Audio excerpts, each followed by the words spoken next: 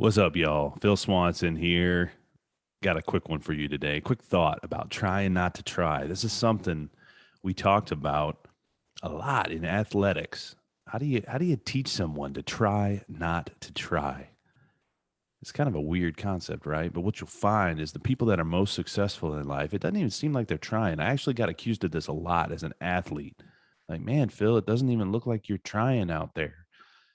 You know, if you are efficient, if you are effective, most of the busiest, most responsible, accountable, high level leaders that I've ever seen, when you see them, they don't seem like they're in a rush.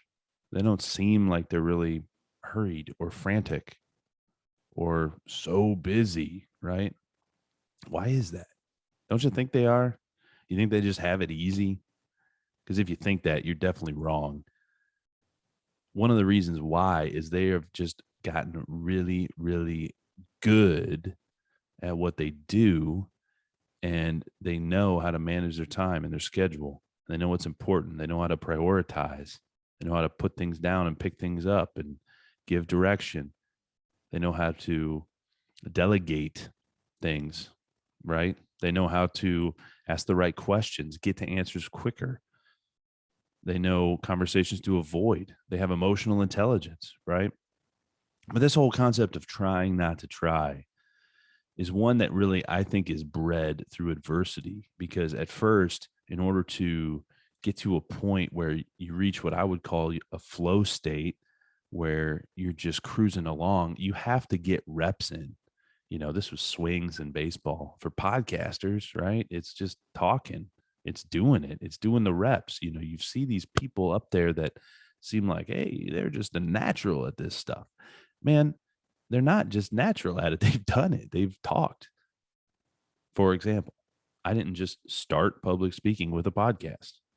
I was actually the announcer of my college volleyball team, right? Like, yeah, it's different. It's scripted. It's not necessarily freestyle. It's not a podcast, but it was great public speaking experience for me to force myself to stop saying and but and all these things over and over and over. Luckily I had a mom that taught me good vocabulary, so I had fairly good vocabulary too. But I think people, they have this perception when they see people succeeding, and they want it so bad they almost cripple themselves. And you need to focus on getting to a place where you're actually trying not to try.